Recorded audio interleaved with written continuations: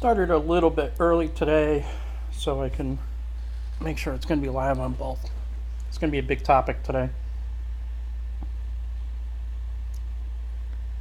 Probably one of the biggest ones I will be doing in light of a lot of boycotts that are um, hitting both Twitter and big businesses.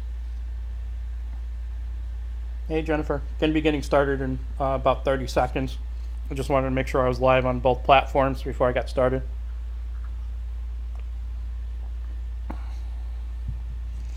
Big one.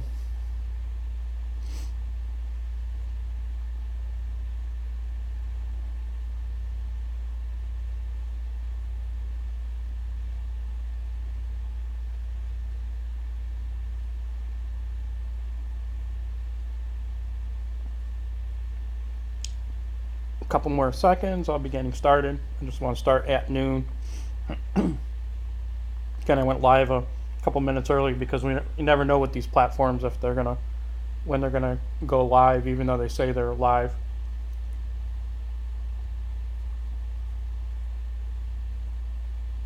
Okay, I got 12 o'clock. I'm gonna get started. All right, last week, actually over last week, there were three, I guess you would call them boycotts, social media boycotts, and I'm going to give you. It was really interesting what the outcome was of these boycotts, and you should always take something like this really seriously. Obviously, these businesses did take them seriously. One of the boycotts, the company did nothing at all. Another of the boycotts, the company did a major reversal, and the third boycott was from yesterday over an advertisement, and the company basically said, that people were taking what they were doing the wrong way, but the outcry on social media was really interesting. So let's take these one at a time, and I'm going to go through how the company handled the boycott, why the company handled the boycott that way, and what you could really do yourself if you somehow find yourself in one of these situations where people are actually boycotting, or how to actually recognize, is this just something that's people are jumping on, or is this a real boycott? So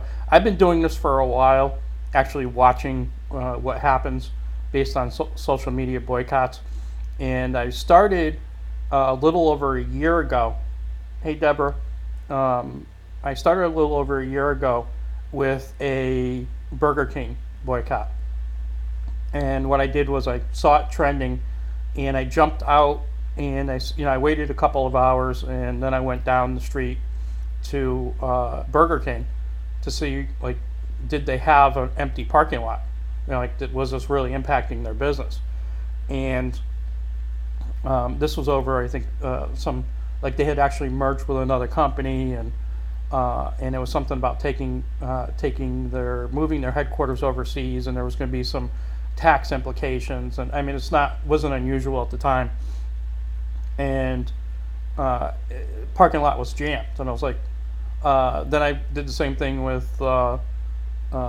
actually I think that was the second one. The first one I think was Chick-fil-A, and we have a lot of Chick-fil-A's down here. They're starting to work their way up north, but there was a boycott Chick-fil-A over something very controversial. I think the CEO of the company had said, he was actually a somewhat retired CEO, old school, and I went to Chick-fil-A. I was like, I mean, literally, I waited till the next day. I was like, you know what? Let me just go see what's the impact. Place was buzzing. So I'm not saying don't take these things seriously. I'm going to go through a couple of situations here, but a lot of these things, just to go through, there's a percentage. Most of the people that are jumping onto these boycotts are doing no research at all. So they're seeing a trending topic and they're jumping on it. Now, why would they do that? a percent are just looking for some type of exposure for whatever they're doing. Could be a business, could be an organization, but it's using hashtags. I mean, I teach companies this all the time. You can use hashtags, trending hashtags, to get exposure for your business, as long as it makes sense for whatever whatever you're posting. So if it relates to your business, then you could use the trending hashtag. Obviously, for a political party, they can use a trending hashtag to, express their views one way or the other. Or they can create a trending create a hashtag that trends. A percentage of the people are, they're just looking for some type of attention. They're looking to release some form of frustration. Hey, Cheryl. And a percentage of them, and again, each one of these depends. Percentage of these people take it very, very seriously. Again, most of the people do, no research at all. Okay, even though they're taking it seriously, they're taking it seriously based on something they've done no research on. Okay, so let's start. Now, here's the other interesting fact I want to do before I get into how and why these companies actually reacted the way they did. Only 15% of the population gets their news, okay, or considers it serious news to get that from social media. 15%, very small percentage of the population considers social media serious news. Okay, now these things change all the time, so this isn't like set in stone for the next 1 year, 2 years, 5 years. Okay, so that's why I keep staying on top of this. Like last week, I'm going to take the first one. Starbucks, okay, started trending. People were saying boycott Starbucks because Starbucks had issued a thing that they were going to hire around the world. They're going to hire 10,000 Muslims, and this thing started to trend relating to why doesn't Starbucks hire veterans? Okay, again, no research.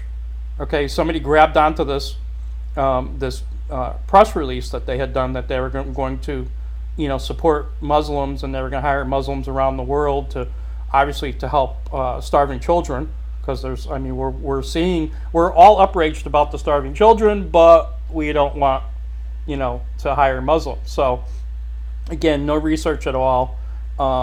So people started to push this boycott Starbucks because they're hiring Muslims and not veterans. Well, if they had done, I was like, wait a minute, I remember seeing something not that long ago about Starbucks actually being ahead of their plan for hiring veterans. Okay, so I was like, wait a minute, wasn't there just like a news story recently within the last year or so? And sure enough, there was a news article that Starbucks had vowed to hire at least 10,000 veterans, and they were actually way ahead of schedule or a plan to get 10,000 veterans into their stores and family, not just veterans, but like veteran. And let's say the person is serving, they were hiring family members to make sure that they were able to sustain an income. So this was based on no research at all. Starbucks took no action. Right? There really wasn't any response at all from Starbucks regarding this trending topic on Twitter, and probably because Starbucks was already doing what they were saying Starbucks should do. No research. People just started, sharing this fake news story.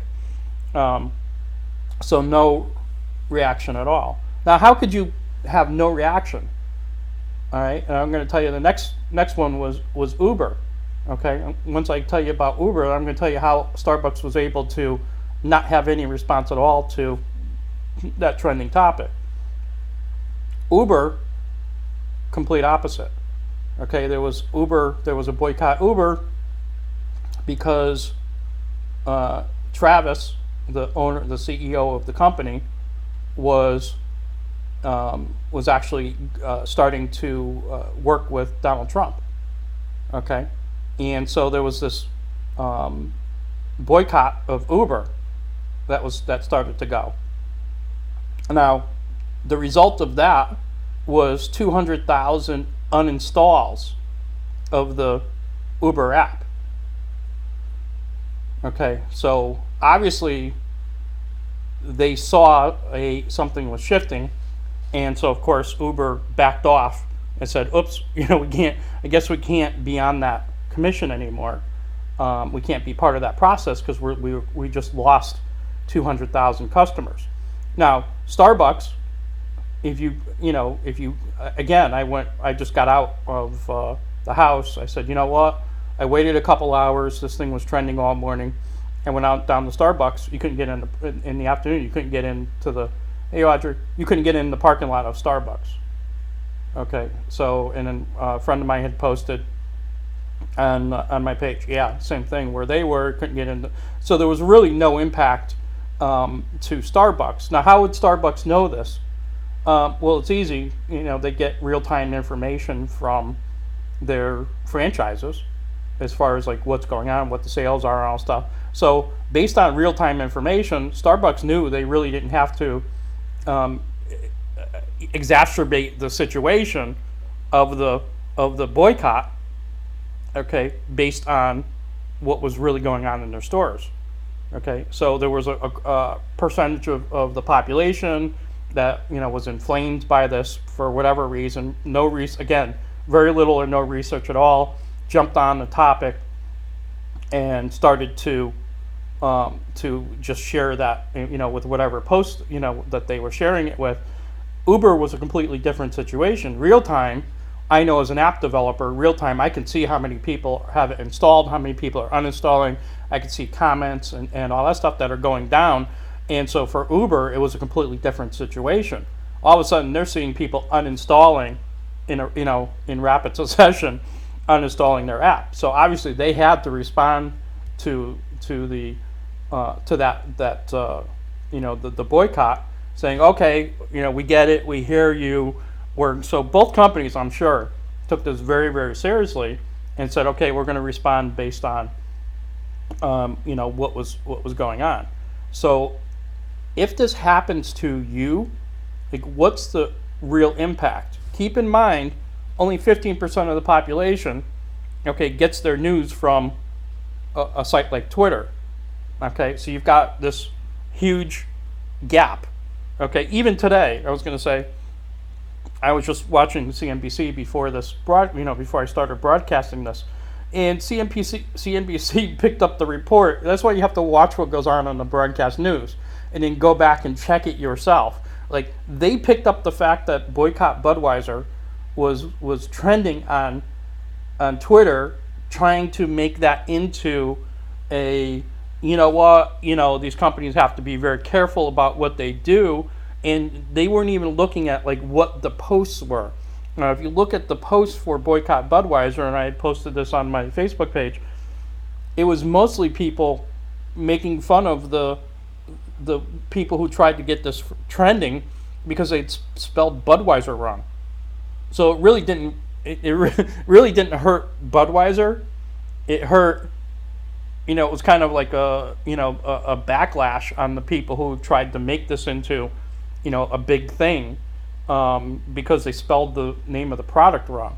So, again, Budweiser's only response back to this was, we weren't trying to, be controversial. We were telling a story about, how our company got started. So, I mean, obviously there's some controversy in that, but, Budweiser has always been, kind of a, pull the heartstrings kind of Super Bowl, with the horses and the puppies and all that stuff. So, again, that's what they were trying to do, was, pull the heartstrings with their, with that commercial. But, again, now, what impact will this have on Budweiser? Well, like, if you look at the posts, like, people that were, this was going down in the middle of the Super Bowl. So, I mean, literally, somebody I think had posted, they were drinking a Budweiser in the middle of their boycott. So, like, what's the real trend and result of these boycotts? Is it, just people looking for exposure? Is it people looking for attention? Or, how many people really, what's the end result? Is it really people who are taking it seriously? Okay, so, Small percent, keep in mind, small percent actually do any research at all. So they're just jumping on. It's like they look over on the left, and I've done it myself. They see a trend a topic trending, they jump on it and do a quick post. They have no idea if it's real news, fake news. Like the people who are jumping on the Budweiser didn't realize that Budweiser wasn't spelled correctly, so it ended up being kind of a joke that that this trending topic was spelled incorrectly. And the people if you haven't noticed, people on Twitter are not the friendliest of people. Okay, so this is a virtual world, so keep that in mind. Like most of the people that are posting this stuff, as a matter of fact, I had posted on today from Gary Vaynerchuk. He had posted something about the realities of 14-year-olds posting selfies and things like that. Like you're going to spend anywhere from 5 to 15 minutes to get this perfect pose, and they're going to post it, and then if it doesn't get enough likes within 15 to 20 minutes, they're going to delete it and start again. That's a virtual reality. Okay, so they're looking for some type of a virtual response to what they're putting out. And if you look at the average person, the social media allows them to extend, or like I said, it allows a lot of people to get attention. It allows them to release frustrations in their life, because this is a stranger. Like they're responding to strangers, so there's very little investment. It's not like they're going to lose a friend based on what they post on their page on something like Twitter. And most of their friends are probably have a similar interests. Like normally we hang around with people of similar interests. Okay, I'm kind of an odd person in the fact that I don't really care. Like what I love the challenge of a debate. Okay, and I've got a bunch of friends that love the challenge of a debate. But at the same time, I've lost friends online and offline because some people just don't want that debate. Like they just want to have that bubble of people, like-minded people around them. So it depends on what type of person you're looking to hang out with. Again, if those people that like to have the bubble love something like Twitter, because they can have the bubble around them and they can argue with little or no consequence to people on a social media site like Twitter. So that's why you look and it's like, why are these people so like angry? And thanks, Cheryl. I like different bubbles too. But you're like, why do these people like so argumentative and so nasty? And because it's a virtual, for most people, they consider it to be a virtual world. These are strangers that they have no investment in at all. So there is no, it's like they don't feel any need to, be themselves, or like I said, there's no real investment in those hashtags. It's just they're lashing out at a computer. Okay, like there's a lot of disconnect between like what's between the computer and the person on the other side until something major happens. Like we hear about this all the time. People don't realize it's they think they're just lashing out and getting out their frustrations and this and that. They're not realizing there's a real person on the other side of this that's taking these things personally. Some people take them personally. I don't take any of this stuff personally. I'm not motivated by the number of likes I get or the number of views I get on my video. So I posted it today. If one person watches this and it saves their company, or they do something different over the next 4 years or 8 years based on this post, then thanks for the likes. Then I did my job. You know what I'm saying? That's really, hey Jose, that's really what it's all about. Most companies, you can see like the companies that have been involved with this, like Starbucks, obviously. Thanks, Cheryl. I'm glad. Thank you for your support. Actually, the companies that have been through this in the past, like Starbucks, like didn't get excited over the, I'm sure they went and said, okay, what's going on? Are we losing business? Based on this boycott. I'm sure if like all of a sudden the numbers started dropping in their Starbucks, I'm sure they would have put out a post saying, "Hey guys, we hired 10,000." I don't know what the purpose of the post is. We hired 10,000 veterans. Like, why are you getting excited, about us, hiring another, another demographic, like us focusing on another demographic besides veterans. We already did it. Thanks for the concern, but yeah, we're doing it. Uber was a completely different situation. Again, I'm sure they just looked at the numbers. I mean, it's not the first time Uber's had, bad public relations based on stuff that they've done.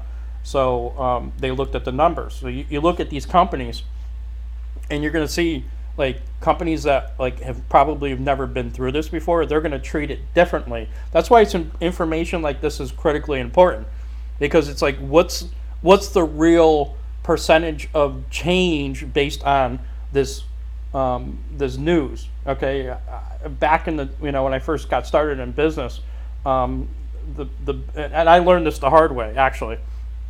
I was part owner in a roller skating rink, and Jose's on here, so this was years later. A friend of mine from back in the day knew we got started like probably when I was like 18. I was working in a roller skating rink, but years later, part owner in a roller skating rink, we had this massive fight inside the roller rink, and we thought, this is it. It's the end of the business. Literally what happened was a private group came into the facility. We had no control over who. We were just told it was a Parks and Recs. We had no idea like what group was coming in outside of a Parks and Recs. So you figure, well, this is a organization run by a city. They must know what they're doing. We had done 2 prior events with them, no issues at all. It was like a summer thing that they had going on. The third event was complete disaster. I mean, literally, I was in the middle of this riot in the roller skating rink. Call went out to the state and literally, I'm standing in the middle of this. Call goes out to the state police from the local police. You got to come down. We've got this riot going on in this building. We had about 150 people in the building, and so we found out the hard way. Like all of a sudden, all the broadcast media was there. We had news trucks in the parking lot. It was on the 8 o'clock or whatever news, 5 o'clock news. We had the newspapers were there. State police was there. Local police was there. We thought, this is it. This is the end of the business. Okay, so how do you recover from this type of news? We had about a handful of people call us. This was in the middle of the week as a private party. We had about a handful of people call us and say, is the place safe for me to bring my children this weekend? And literally, like our business, this is in the middle of summer when it's generally very quiet because we're not in a resort area or a vacation spot. So people are going away for the weekends and stuff, and so we were generally pretty quiet in the summer. All of a sudden, there was this big burst of business. Why? Because most of these people had no idea we were even there, and within a few days had forgotten the whole reason why they had heard the name of the place in the first place. So all they knew was this roller skating rink was there, and they never knew it was there before. And we get this big, for a while, we had this big burst of business that, and we thought, oh no, we're going to be, this is it, guys. We're going to be closing the doors, and we're like bracing for the worst. Figuring nobody's ever going to come again, and it was the complete opposite. So you can't go like so a lot of people that start this stuff, they think, oh, we're gonna like shut this down because they don't believe in our views, and generally it has the complete opposite effect. Even with let's say the 200,000 people that uninstalled Uber, how many people were unaware that this service actually existed? All of a sudden it was brought to their attention because it was all over the news. Again, a few days later, me bringing it up, people probably forgot that there was a Starbucks thing last week and there was an Uber thing. Like, I track these things because like they really help people that are in business, and I want to see like, has this changed? But I mean, this number, this 15% number, is fairly recent.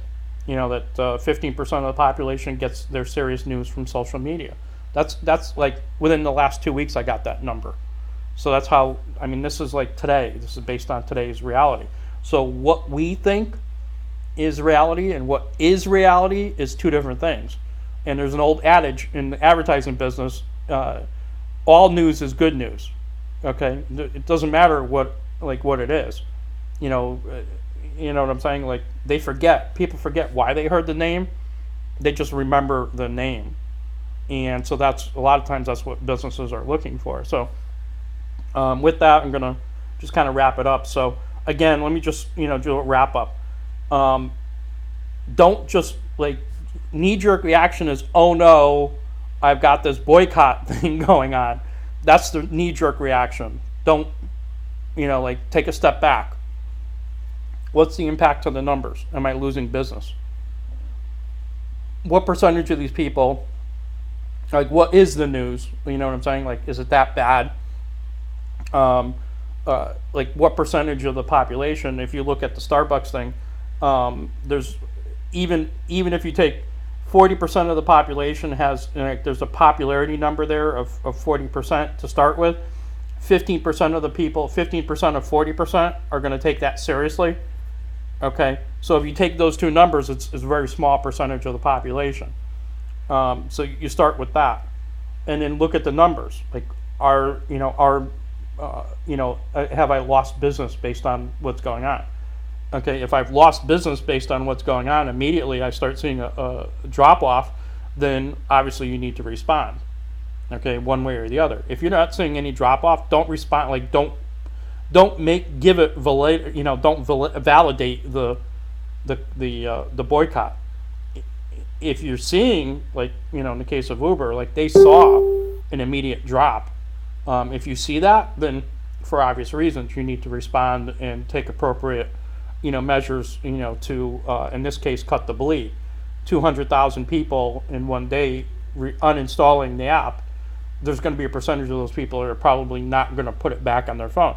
Probably a large percentage of those people had the app, used it once, and never used it again.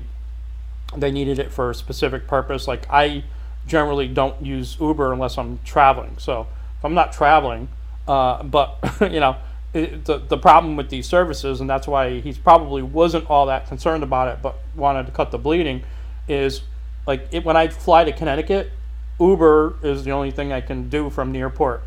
Okay, there is no Lyft, or I have to spend a lot of money to rent a car, just to get from the airport to my house, because it's Connecticut and it's there's not a lot of service from the airport to any place, local place. I can do from the airport to a bus station. So Uber works. So even if I was to uninstall it, my next trip to Connecticut, I'd have to put it back on my phone.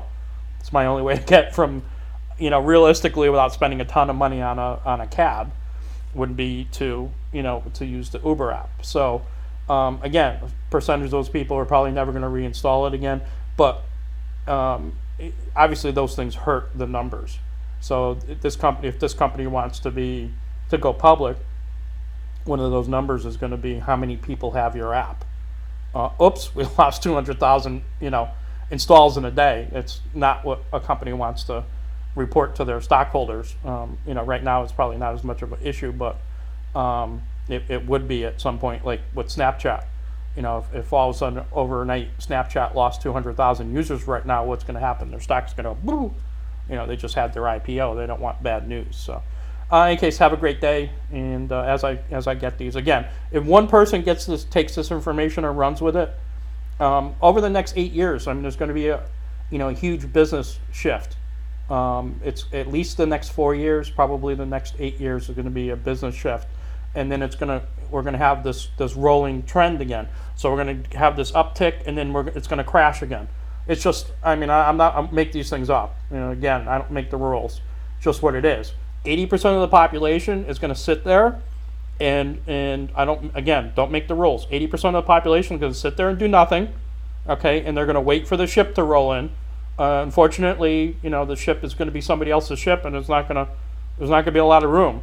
15% of the population is going to make modest gains, okay, so they're going to improve their life modestly.